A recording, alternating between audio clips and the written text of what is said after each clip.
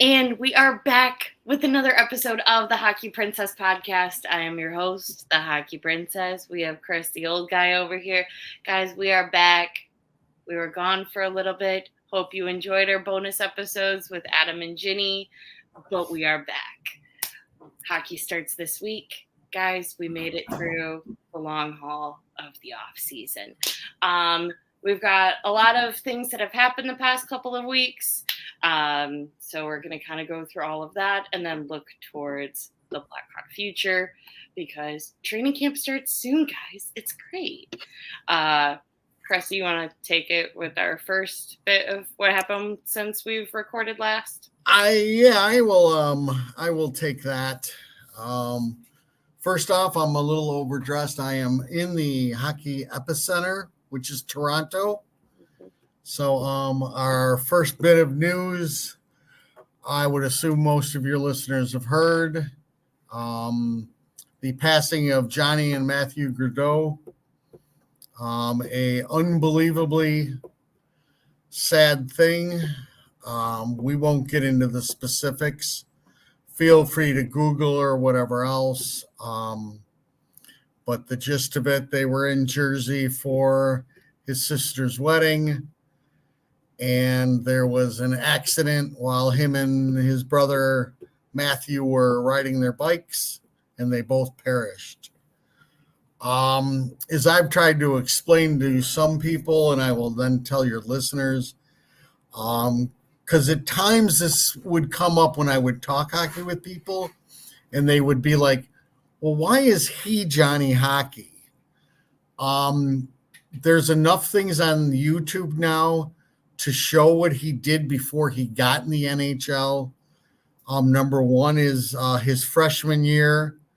The goal that put Boston up 3-1 was an unbelievable goal, and I believe after that, he started to become Johnny Hockey, and his resume from the World Juniors was very, very impressive. And unbelievably talented kid who chose to sign with Columbus just so him and his family could have a little bit more of just a normal life. Hockey isn't everything in Columbus. He loved the feel of the city and being there, and then being closer to where his family is from on the East Coast. Just an unbelievably sad thing that happened, and the family that was left behind, each Johnny and Matthew, they'll have another child that they will never get to meet. I am not a judger of why people do things, but all I can tell you is, when you're driving, you're going to get there when you get there. Where this is such a busy world right now, but just take your time. Somebody with a couple of huge mistakes ended up ruining a lot of families just because, we wanted to get home 2 minutes earlier, and that's just awful. The hockey outpouring has been unbelievable. The amount of posts and people who have left their hockey sticks in front of their house and in front of their front door as a sign of respect. Call Caulfield, who will be changing his number to 13, just in honor of Johnny Hockey. He was a tiny hockey player who gave a lot of young hockey players who weren't going to become that big and knew they weren't going to pass 5'9", the thought that, yes, maybe they could make it to the show. And from everything that I've read, just the tightness of that whole family is just something to behold. So it's just an unbelievable shame that it was taken from us so early. I don't know if you want to get into anything else about it, the specifics of the accident. We don't need to get into specifics of the accident, but I do want to mention, I sent it to you earlier, with the outpour of the hockey community after the accident. There were a lot of lists that were being compiled of every NHL team's sort of designated driver program that they do have at the arenas for game days. I did not know this. You learn something new every day. So I thought I would share the Blackhawks at the United Center. You can sign up to be a designated driver at Gate 2 and Gate 6 at the UC. You must be 21 and up, and you do receive a coupon for a free soft drink if you choose to sign up. It's not a guarantee that you will be someone's designated driver, but it is the thing that you can do at every home game for the Blackhawks. Yeah. Again, another good program. It's everybody's having fun, but we gotta, especially this day and age, there's no need to have a bunch of beverages and then get behind the wheel. Million different ways to get home. So, absolutely. Thank you for that, Hockey Princess. Okay, you learn something new every day. All right, jumping into some more hockey news since we spoke like 3 weeks ago. It feels like years. It feels like years. I hope you guys are all as sad of not seeing me as I have been about not talking to you. I'm pretty sure after hearing Jenny's episode that I will be replaced. I'm very worried about that. She did a phenomenal job. Much better than I've ever done on this show. So I was pretty worried that, he might be out of a gig. I thought she did a fantastic job. The two of you really worked well together. That was a fun episode. Hey, and I got to learn who likes Celine Dion. And I had thought of two things and forgot to write them down as far as her when she went through players, but now I have forgotten them. So sorry. Right. Nothing to add to the show. If it comes back to me. Any notes about our journey up to with our favorite Canadian, or we just like Jenny's show? Jenny's got, she's in the biz, you can tell. And no, Adam's show was very good also, Adam. I didn't mean to put you at second fiddle. I guess what did it is you can tell that Jenny is somewhat in the business of entertaining. Oh, yeah.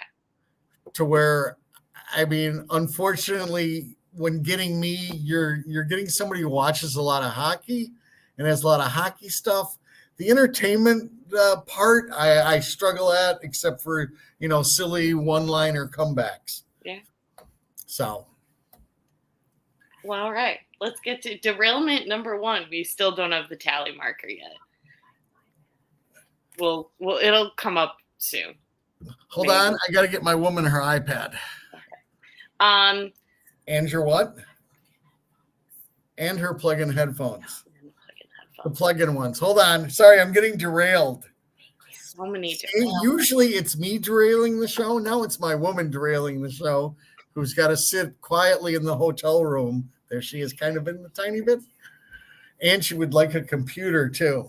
There you go. She says sorry to everyone.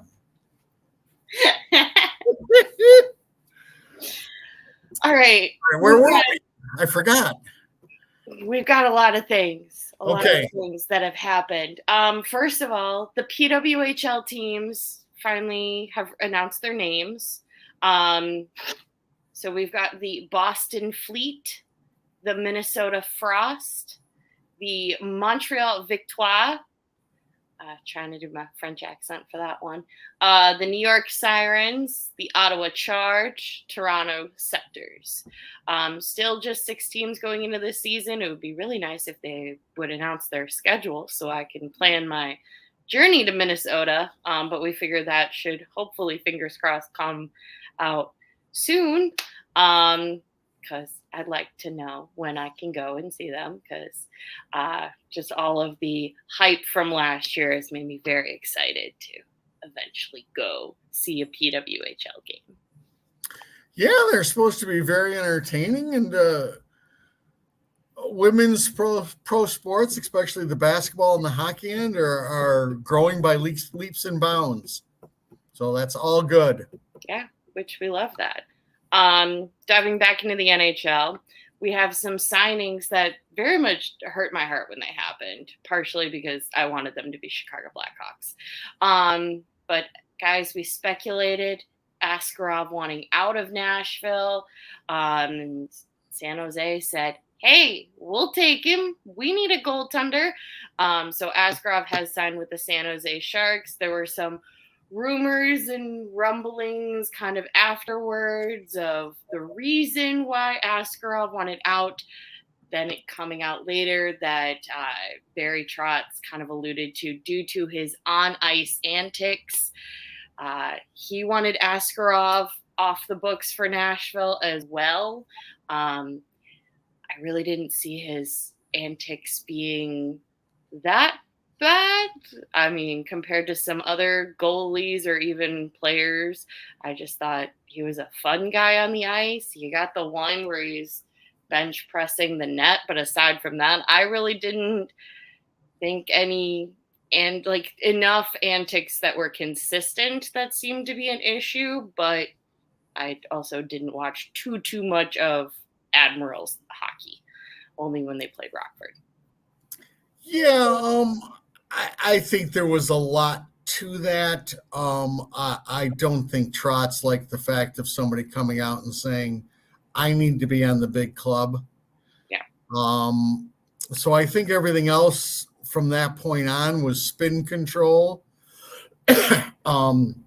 Nashville's giving up a good whole hockey prospect, but your signing of Saros for another 7 years basically stated that you weren't going to have a place for him unless he was going to be a 1B. Right. In Trotz's defense, you don't know if he's ready for the NHL or not. Right. Yeah, you have no idea. Nashville is built to win right now. It's a team that spent a lot of money on some old veterans, so they don't have time for some young kid coming in going, I want this, I want that.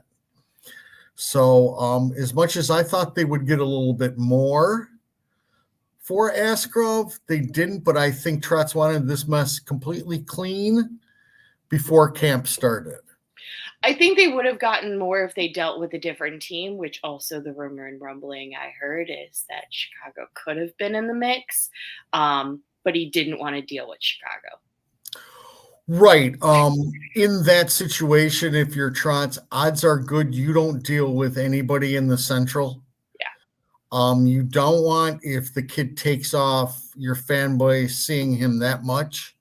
Yeah. And especially with the Nashville hate for the Blackhawks, you definitely couldn't have had that. So, everybody who started saying we could have gotten, we weren't getting him for anything unless it was like 3 first rounders.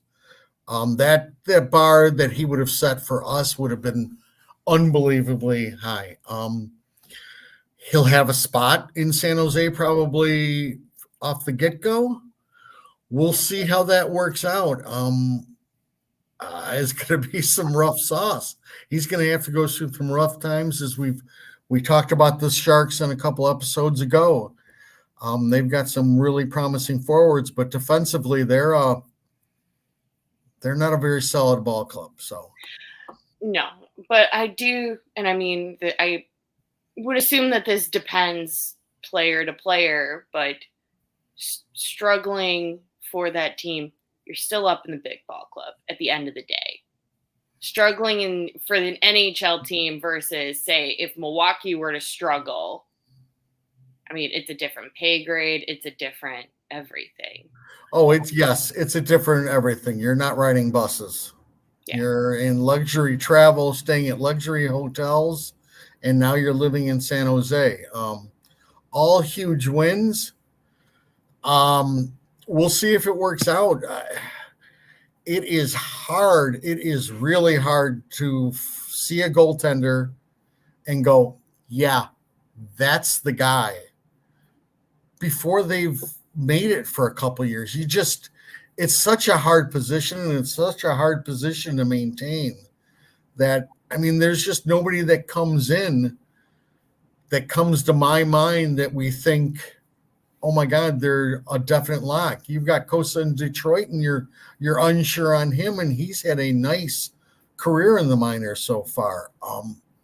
I would even say, I mean, I was fortunate enough when Carolina had the tie with Chicago, and I was able to see Kuchikov when he was still down there having consistent like goalie number 1 minutes.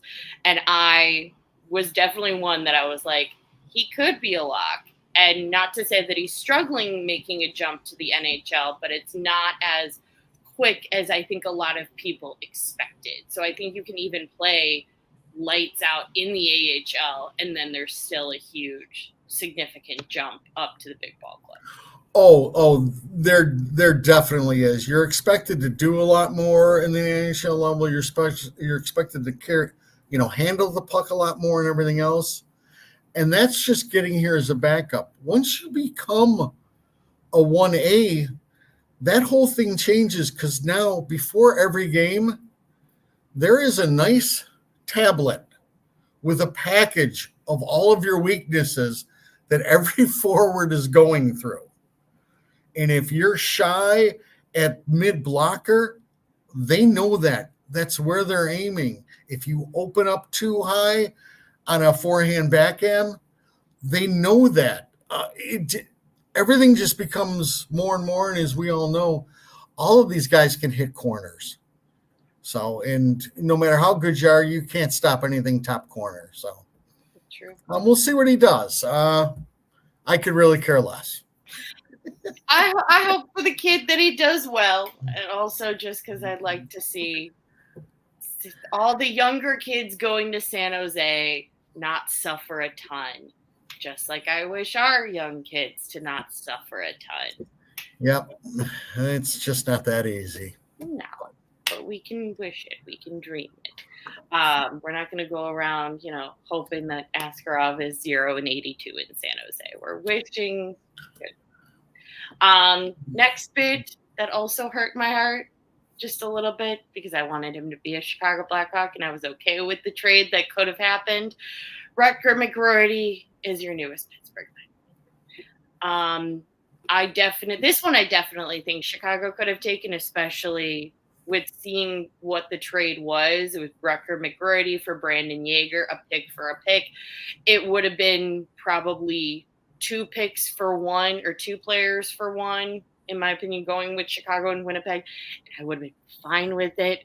But that's just because I'm a Rutger McGroarty fan. He seems to be very happy landing in Pittsburgh, and it'll be interesting to see how he lands.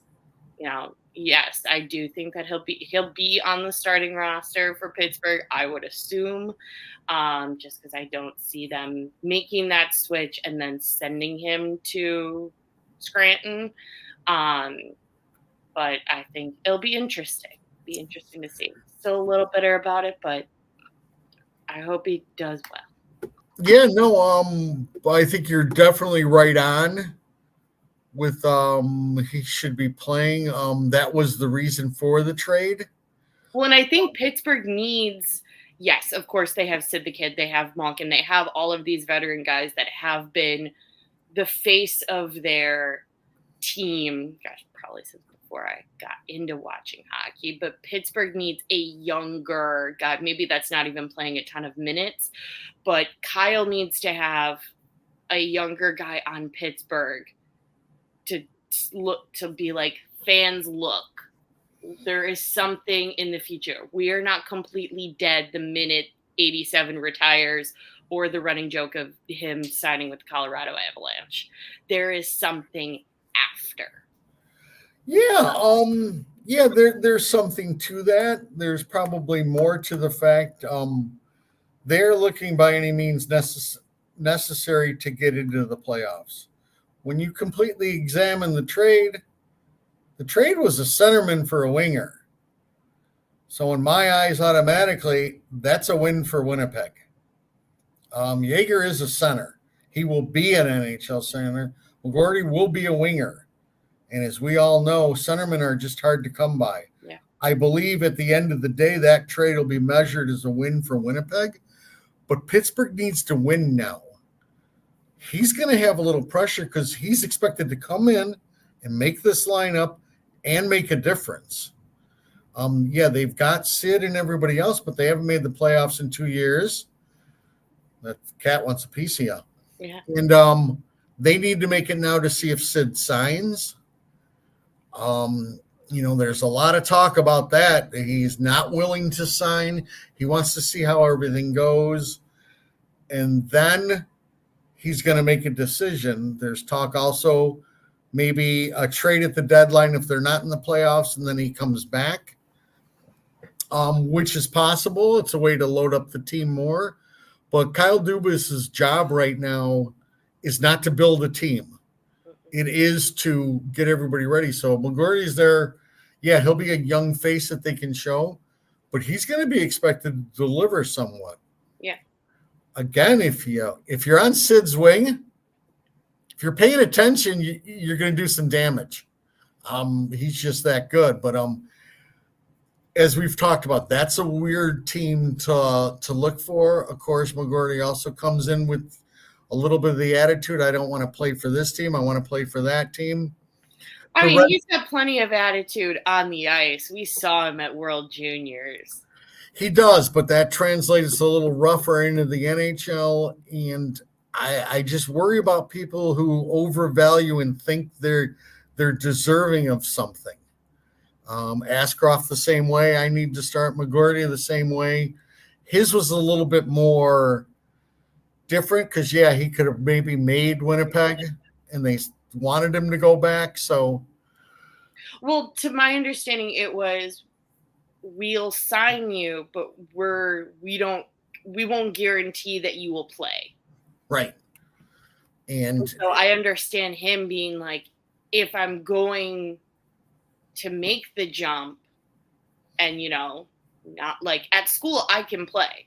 I will play a ton at Michigan. If I'm going to make the jump, I want to play. Yeah. But again, I mean, most teams aren't going to give you that blanket guarantee. Right. And nobody really knows. So, again, it had already reached a bad point about a year and a half ago. So something had to be done. You also had the worry he just stays in college for 4 years and signs as a UFA. So they got a good haul for him is all I'm saying. Yeah. Jaeger could be a very good centerman.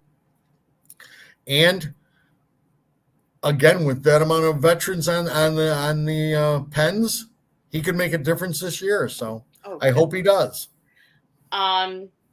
Couple of contract extensions. We've got a massive Edmonton Oilers Leon Draisaitl extension for 8 years.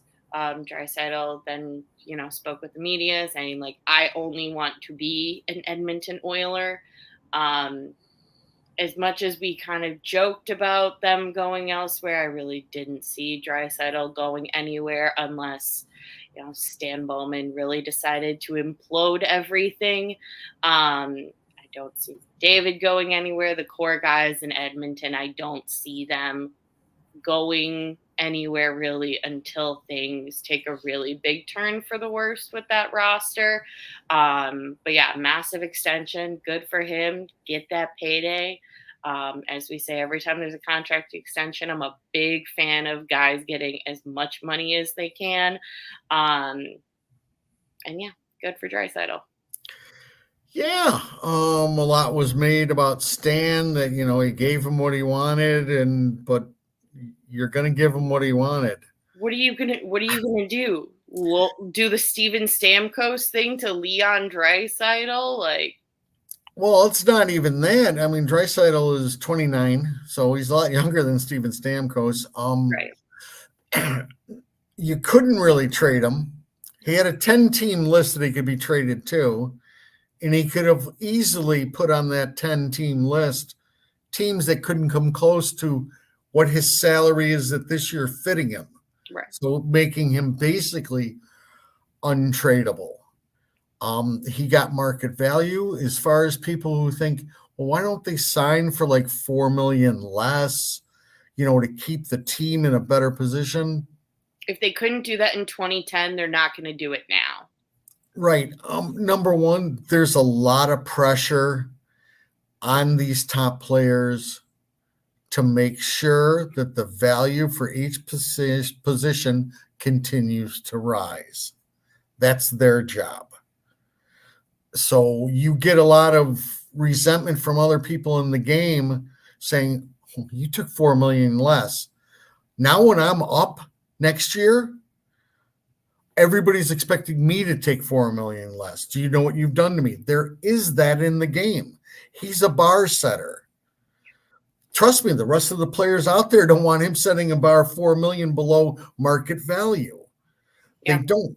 They all talk to each other. They know this is just a business. Yes, everybody wants a cup, but it's a business. It's what they do for a living. And if you put down 8 years at even 3 million less, that's still $25 million. It's just the way it is. Edmonton just has to hope that financially the world doesn't go in a bad spot. Because if that cap doesn't continue to rise, this team's a mess. Yeah. Because they've got to sign, McDavid the following year. And they're not the only one, though. There's quite a few teams, though, if the cap doesn't go up at least semi-significantly. I mean, Edmonton's in trouble. Toronto's in trouble. Yes. Vegas is in trouble. Yes, it was the Blackhawks went through the same thing. And it seemed like a little bit maybe too much for the kids. But Stan was pretty sure, hey, the cap's going up. If the cap continues to go up at its same pace, then the market went in the tank and the cap didn't go up for 3 years. That became a killer. And I'm just saying, if that happens to Edmonton, yes, I believe they can't compete. Yeah. Not with paying McDavid, Draisaitl, and Bouchard the amount of money they'd be paying, which would be about at least 30% of salary. So, yeah. And again, the best way to tell your listeners, when this all comes down to when you start talking about the cap and how everything's going to fit, you slot by position and then a percentage of what your team is. So you have a certain amount for forwards, say it's 40%. Nobody ever goes off a dollar value. It's a percentage you are against the cap is the one thing that everybody tries to finagle with. So I probably went on too long on that. That's okay. Other massive extension that there were, it was a little crazy because it took a while for the Carolina Hurricanes to sign this guy, but he is signed, thank goodness, because for him not being a Blackhawk, he's definitely one of my favorite players to watch on and off the ice, and that is your Seth Jarvis with an 8-year extension for the Carolina Hurricanes. To me, this just made sense. He is one of their younger, more prominent guys on the team. And with a few of their guys leaving this offseason, you had to lock him down, and you had to lock him down for a while. He was going to want his money.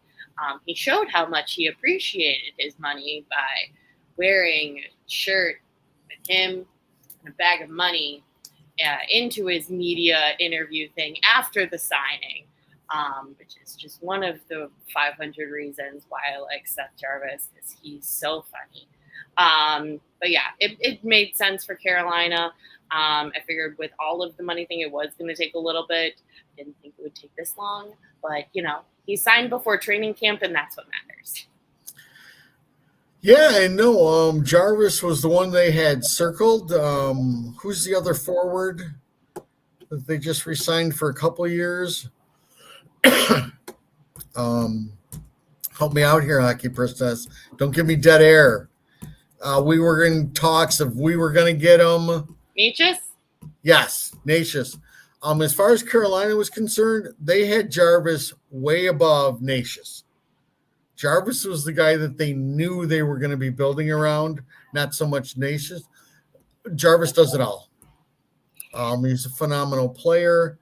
His contract is a little funky, where it's a lot of payoff at the end, or he said in the interviews they had to explain it to him multiple times because he didn't understand it. I don't think he still understands it. yeah, I don't think it's at the end. I think it's at the beginning, and his end amount is less, which also means that towards the end of the cap, it's just a lot less money for Carolina, which is a good thing for Carolina. Yeah. So, and if they needed to explain it to him, that's probably par on course. Most of these hockey players have no idea what's going on. That's why they hire somebody who's a lot smarter than them to handle all this stuff. Fair enough.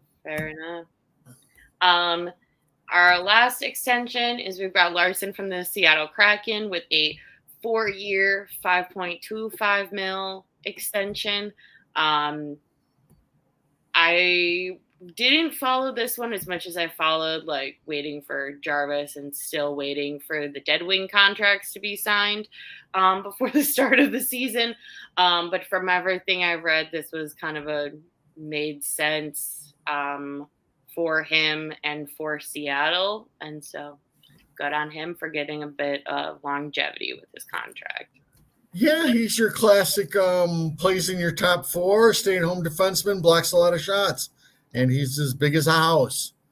So he's a solid player that I'm sure Ron Francis wanted around. So a good signing for them. I believe Adam Larson was the piece that got traded to Edmonton in the Taylor Hall trade. So that's just a little tidbit for everybody. Well, in case they want tidbits. We love the tidbits. Next bit, a little sad, especially after we did our Pacific Division predictions, and I had them so high, and I still have faith in this man, but this is just a little concerning to hear, is that newest thing on the rumor mill with Thatcher Demko is that his injury cannot be fixed with surgery, and he just has to learn how to play through it. That was horrifying to read on Twitter. And I feel so bad for Demko that there's no other way to say it is that it sucks. It sucks for him. It sucks for Vancouver. It sucks for everybody. Fuck Vancouver. Whoa, easy. We can hear you there, my woman. Sorry. We'll try to blurt that out. Now we got to put an E rating on this show. We already have an E rating on our show. Okay. That was my woman who's, been scarred a lot with the Vancouver Chicago Blackhawks series of the 2000s. Underrated. I don't know exactly what Demko's injury is. I would assume it's lower body. Yeah. So any of your listeners, if you've watched any kind of goaltender and how much moving around they have to do just to get from post to post, let alone play the whole rest of the game, being told you're going to have to deal with this means a pain level. And as you're trying to go through this for a 60-minute game, it just sounds awful. I mean, it's one thing to play football. It's one thing to have a shoulder. Yeah. But if you're talking the lower body on a goaltender who's going to get a twing every now and then as they're moving, that's some incredible rough sauce. So my sort of assumption is that correct me if I'm wrong, because I'm going to be honest, I really didn't follow Vancouver a ton during the regular season because I'm not a Canucks fan, was that Demko took significantly more than 50% of the starts for the Canucks. Yes. Demko has been a workhorse. Going to be a 50-50 or at least scaled back significantly with their backup. With this piece of I would assume that they're not going to, hear this news and then be like, no, we're still going to have you play the same amount and run the risk of you getting injured very quickly into the season. No, because it'll be a pain tolerance, number one. And I would assume there'll be a recovery time for each game. So depending on the injury, how long until he can do something, that also means it shortens down your practice time. It's all bad. I mean, it's all bad. I mean, I would assume they'll already, number one, look for a 50-50 split. They're a good enough team maybe to get away with that. They'll find out. But yeah, he won't be a guy that all of a sudden things are going rough and you're going to have to ride him for the end of the year. It's You not going to can't be an do that. option. No, you can't do that. So hopefully it works out. But that doesn't sound good whatsoever. No, it's not good whatsoever. Crusty, you got anything in the NHL world? I don't believe so. I've got to apologize, Hockey Princess. I've been a little bit out of the NHL world. Just traveling and doing other things. You know, got my mom moving, this and that, a lot of craziness going on in Crusty Old Guy's world. So I apologize to your listeners right now. I will get into game shape, soon. All right. But yeah, I got nothing else. We got nothing. All right, that's okay because we have hockey this week. Okay. This week we have our prospect camp. So we've got practice Wednesday. We've got practice Thursday. We have a game Friday and Saturday. It is the Tom Curver's Prospect Showcase. They do this every year. It's usually the week before training camp. They'll have a couple of practices. They'll play against prospects within the division. Typically it's Detroit or Minnesota or St. Louis, someone that's reasonably close by in proximity. And then they'll switch versus playing the games here or playing the games elsewhere. They are unfortunately playing the games elsewhere. But all of the games are going to be on the Chicago Blackhawks YouTube channel. So even though they will be elsewhere, we can all still watch hockey this weekend, guys. It's going to be great. This is a reminder for the Prospect Showcase. Players that are going to start their freshman year of college or are in college cannot go because college has already started. And due to the rules of the NCAA, they cannot go to any camps or practices or anything with a team that is not their college team. So Oliver Moore is not there because he is not going to be a Chicago Blackhawk. Adam Guyon isn't there because he's not going to be a Chicago Blackhawk. Guys, they're at school. It's okay. They are okay. We didn't have Slaggert there for a couple of years for this.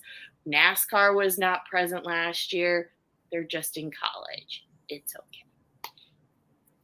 On the forward aspect, we've got a lot of guys that have been in Rockford the past couple of years. So you're Marcel, you're Jalen Lupin, you're and a couple of guys who have had their first year. So you're EDM, you're Allen, you're Doc, you're Ryder Rolston, and a lot of guys that are going to be new to Rockford. Potentially what we're figuring this upcoming year being your Paul Ludwinski, your Gavin Hayes, your Sam Savoie. Yay!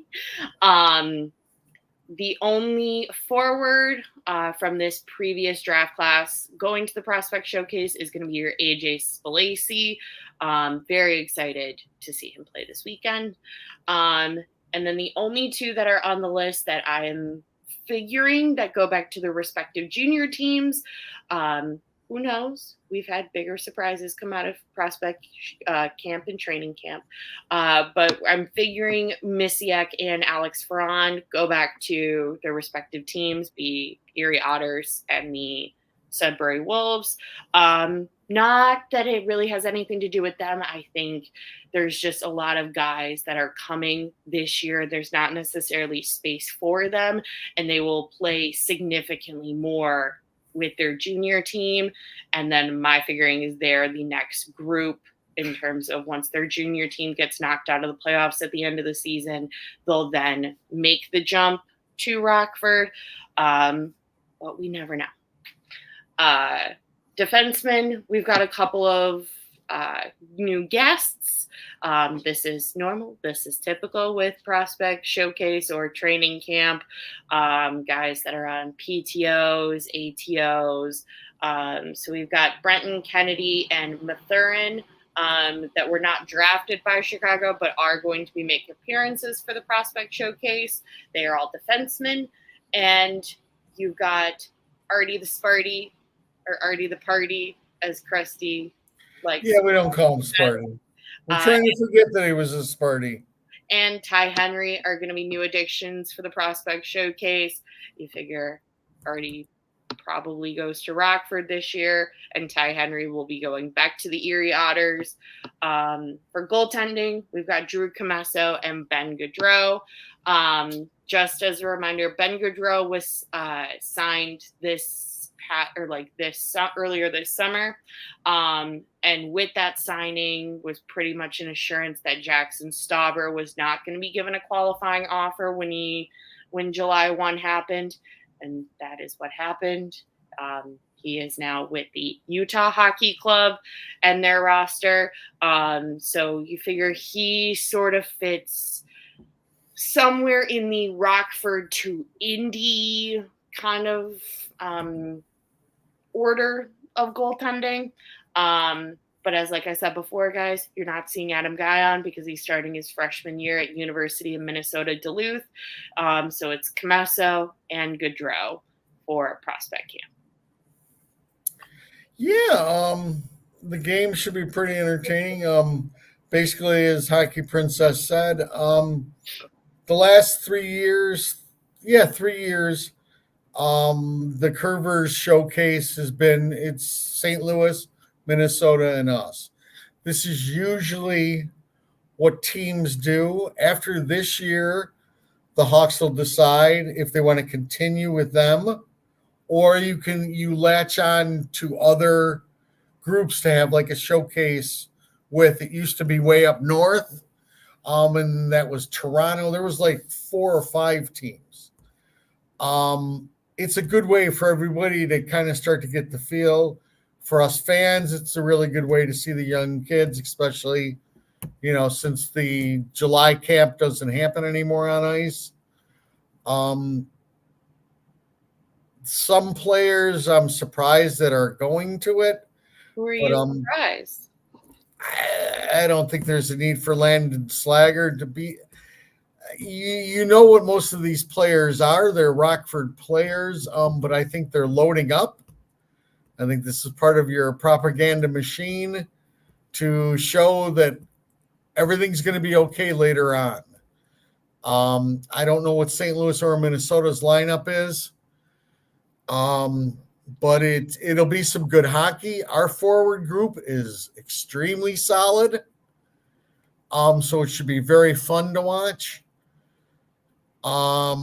Again, these games, they do get a little physical. You worry about somebody getting blindside hit, which usually happens at one of these things every year. Besides that, it gives Comesso a little bit more work. As you said, most of these guys are right back to Rockford. Couple maybe on the big club, but as we've talked about, there's not a lot of openings forward-wise on the big club. And there's even less on the big club for defensemen. So it'll be great that there's hockey. There will be hockey practice, and then there'll be actual hockey games that we can watch over the weekend. Yeah. I definitely was also very surprised about the Landon Slaggert. However, if you think of the guys that he played with for the last couple of games that he played with Chicago, he was on Dickinson's line. He was playing with Anderson. He was playing with older guys. I think that gives management the opportunity to see him play with the younger, we're getting better, the bad stuff is soon over group. Just to see how he gels in with them, as well as, they've seen him play with the older group. Now they're going to see him play with the younger group. He's also a hometown boy. So I think it wasn't that, South Bend to Chicago is not that bad of a distance. And so it's just more hockey for him to play. Yeah. And again, I think most of these showcases are starting to be that way more and more. It's not about the young. It's about your full-time prospects who are on the cusp of making the NHL, which it didn't used to be about. So either way, I'm fine with it. The only I thing think upset. also because he does have a bit more grit to him, and is a bit, of a bigger guy than some of the guys that are going to be at the prospect showcase.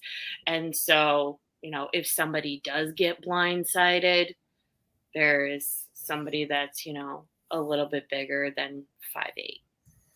Yeah, and again, it's not that anybody's willing to make a statement. Everybody, it's a trying to get noticed. So you kind of occasionally you'll do something silly. It just kind of happens. Doesn't mean the person doing it is even that bad.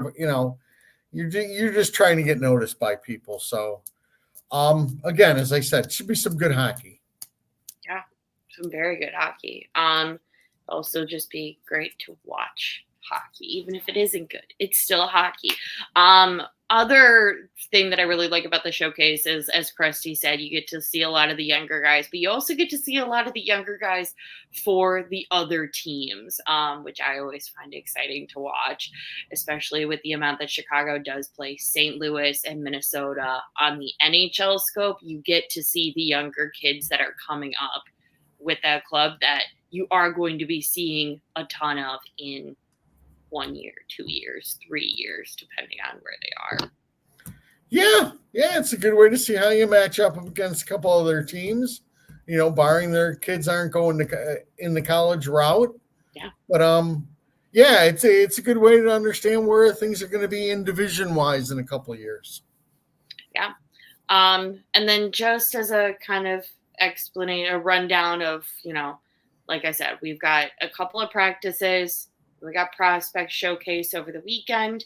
And then the following Wednesday, September 18th, is the first day of training camp. I would imagine, barring anything crazy happens, that at least most of these guys continue with training camp. The Rockford guys definitely will. Maybe one or two junior guys just kind of go back. That's usually not the case. Usually everybody's there for the first day of training camp. And then as it goes on, more guys are, sent back to their junior team, sent back to usually the European players are kind of the first ones to go because Kyle has a pretty good idea of is there potential that you could make Rockford or Chicago, or are we pretty sure that just go back to Switzerland, Sweden, Finland, wherever you are playing. But with training camp, you'll get all of the guys. You will, except for the college prospects, because they're not coming. But you'll get the NHL guys. You'll get kind of everybody, and then it'll slim down from there. And that will kind of take us to preseason, and then that will take us to regular season. But yeah, like I said, usually it's one or two guys after the first couple of days. Then it'll really, the more that goes into training camp and preseason, the more it'll slim down, especially because Rockford also has their own training camp that they do before the start of their season. So if they have a fairly good idea of okay, these guys are definitely playing in Rockford come October 12th, they'll go there pretty quickly. So Rockford can, kind of have a decent sense of who their guys are going to be going into their season. Yeah, no, you basically hit the nail on the head with all of that. Yeah, they'll keep them around for camp. The ones that are going back to juniors or the ones that they want to send back to Rockford right away, they'll usually give them the first game to give them, one game start in and then ship them off. So also understand you might see a defenseman go down halfway quickly to Rockford. Don't read anything into it. They like to have a couple leaders down there to starting the Rockford's camp also. Right. So it would be nothing to read into if you see EDM going to Rockford early, do not freak out. Exactly. That won't mean anything. Again, EDM would probably be a perfect one because they've seen enough of him. Right. They know what he is. Yeah, it's a good lead up. You want them all to get together, start to kind of know each other, give them a little taste of maybe one preseason game. Yeah. Then you adios them. Others will probably hang out for a while. I don't know what they're going to do with Artie. I would assume they keep Artie up the whole time, just so they can really get a good look at him. Yeah. And get him coached up. Yeah, I will say that, and a lot of people they'll get very nervous going into training camp, seeing guys go down to Rockford, so and so went down earlier. It's not all based on talent. There's a lot of factors that go in as to when certain players get sent back to their junior team, get sent back internationally, get sent back to Rockford. Sometimes, like Crusty said, if we already have enough video on you and you've been up to the big club already last year and we kind of know who you are as a player, it has nothing to do with the level of player that you are, but we know who you are, then you might get sent long before different players that they're unsure about. Usually the bright and shiny kind of marketing fluff pieces stay basically until the very end.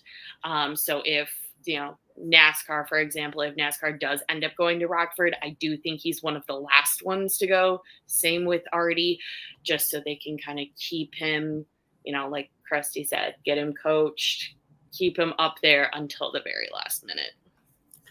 Yeah. So I think we've done a good job going over with that with your fan bases.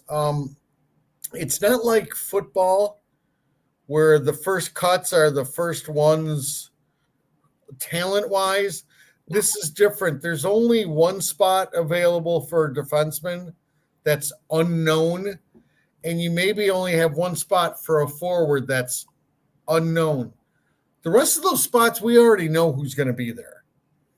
So there's not a huge fight as much as the Hawks propaganda machine will tell you everybody's fighting for everything and we're fighting tooth and nail. Nobody gets anything for free. No, yada, yada, yada. Kyle made that abundantly clear July 1st that there are not going to be really a ton or any spots available on the NHL scope with the amount of free agents that he signed. Right. And it's really hard to knock somebody's socks off just in training camp. Unless you're Alex Vlasic. It's always possible. Yeah. So it's about time it's here. I'm sick and tired of not having any hockey. So fair. Unfortunately, my woman will not be going to St. Louis early, so I will not be going to the showcase. I tried with her. She leaves the day after the showcase to go to St. Louis. Boo hiss. Boo hiss. Uh-huh. Anything else? No, that's all I got. That's it? Yeah. Okay. I'm now playing with an orange. Yep. All right. Just as a reminder, make sure to hit that like and subscribe on either Spotify, Apple Podcasts, or YouTube. Leave us a review, guys. Tell us what you think. If you have any questions, comments going into training camp about the NHL, about really anything hockey that we talk about, send us a message. We're on Instagram, Twitter, TikTok, Facebook. You can email us at thehockeyprincess@gmail.com. Guys, it's almost over. Hockey season is almost here. We're so close, guys. That is all, and we will talk at you guys next week.